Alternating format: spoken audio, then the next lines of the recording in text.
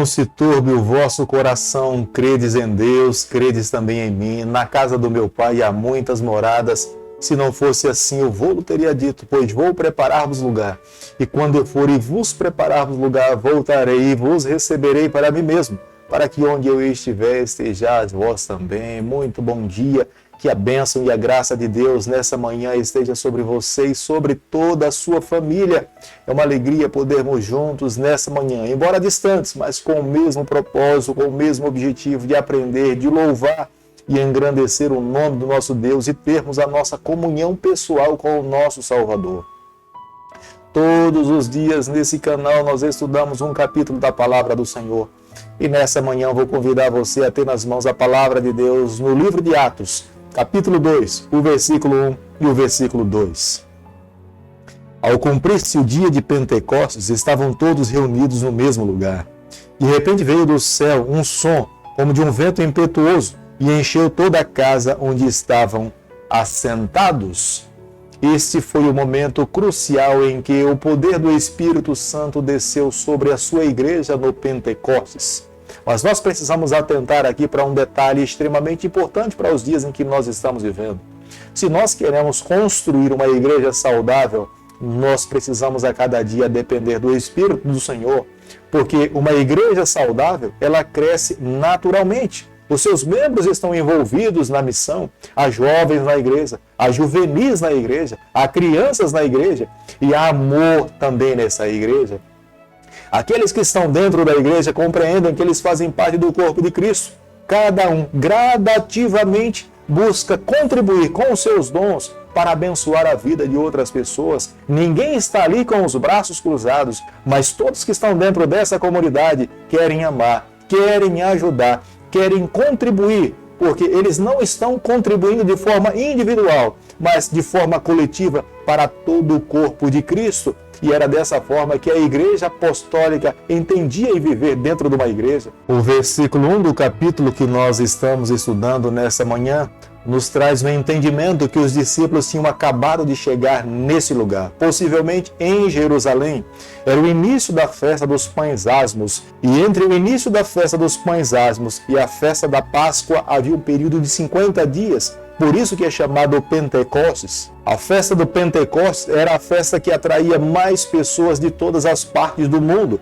E Deus aproveita esse momento, sabendo que haviam pessoas de todas as partes, derrama seu Espírito sobre os seus discípulos, para que o Evangelho pudesse ser disseminado para o mundo inteiro. Logo, inicialmente, nós podemos observar como é que Deus trabalha com a sua igreja. Aproveitou aquelas circunstâncias onde haviam pessoas de todas as partes do mundo, e Ele ali derrama seu Espírito, para que o mundo todo pudesse ser alcançado através da sua palavra. Observe no versículo 4 que é Deus que usa o ser humano, não é o homem que usa Deus.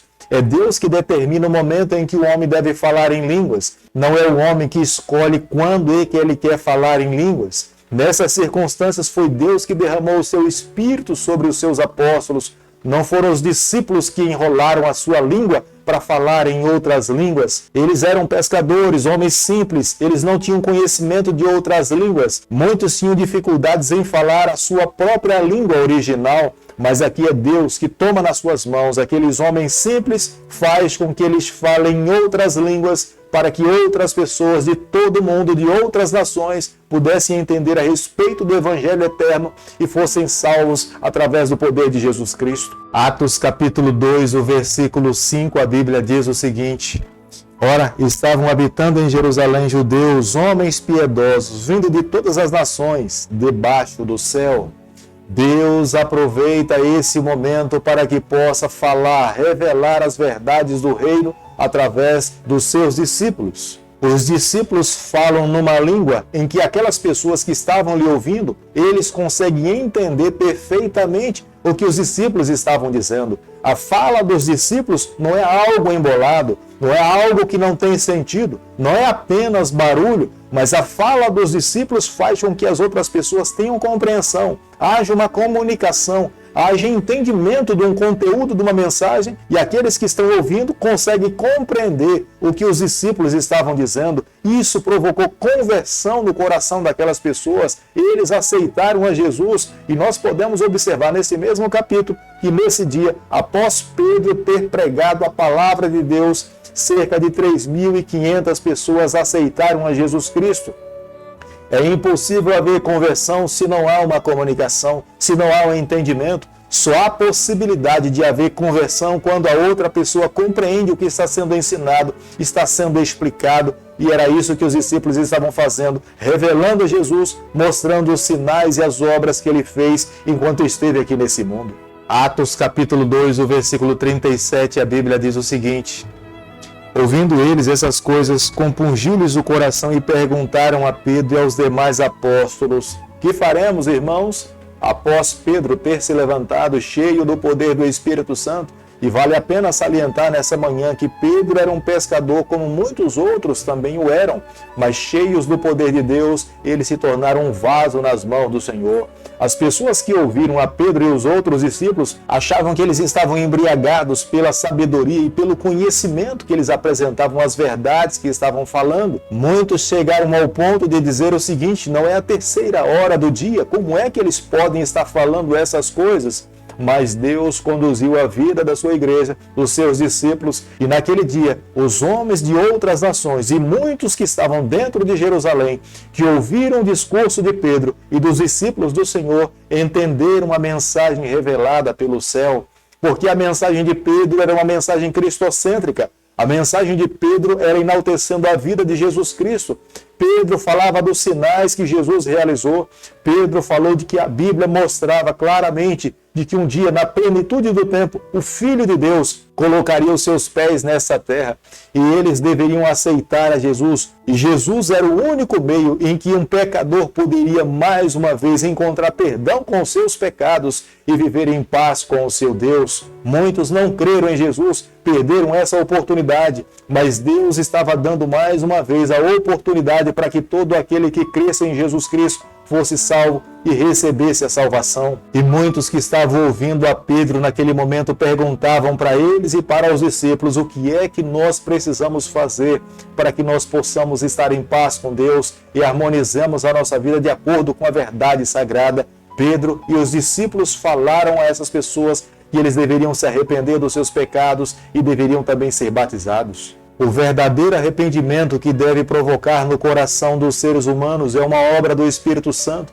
É Ele que nos convence do pecado, da justiça e do juízo. É Ele que move o nosso coração a viver uma vida diferente. Não é uma tristeza pelas consequências dos erros que nós cometemos. O verdadeiro arrependimento é resultado de termos ferido a Deus, termos transgredido a lei do Senhor, termos quebrado um relacionamento com o nosso Salvador. Quando há uma tristeza verdadeira no coração dos seres humanos em terem ferido a Deus, é resultado de ter acontecido um verdadeiro arrependimento.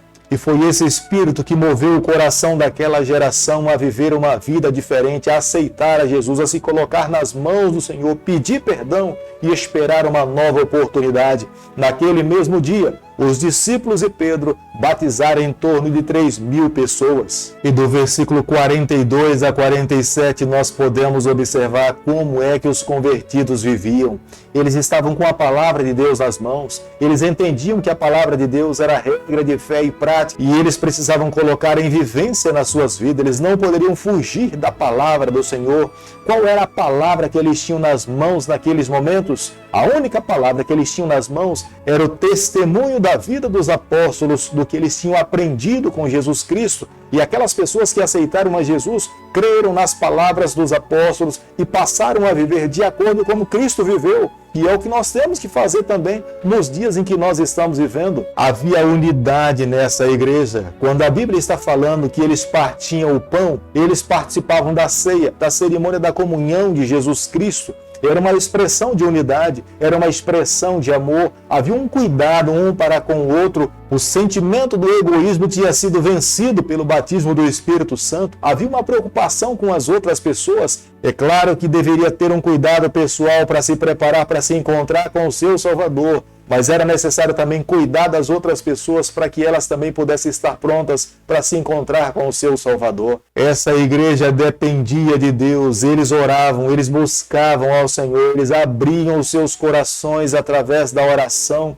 eles entendiam que a oração era um meio pelo qual eles mantinham comunhão com o Senhor. Não era uma ferramenta, não era uma estratégia, mas era uma forma de viver daquela igreja. E como resultado de viver dessa forma, essa igreja crescia geograficamente, essa igreja crescia numericamente e essa igreja crescia espiritualmente. Deus santificava cada um dos seus filhos, porque eles estavam vivendo de acordo com a vontade do Senhor. Eles não eram o protagonista da sua vida. Quem, na verdade, era o protagonista daquela igreja era o Espírito Santo. Eles se colocaram nas mãos de Deus como um vaso para ser moldado. E Deus, através do poder do Espírito, moldava a sua igreja, conduzia a sua igreja, orientava a sua igreja e mostrava o caminho que essa igreja deveria seguir.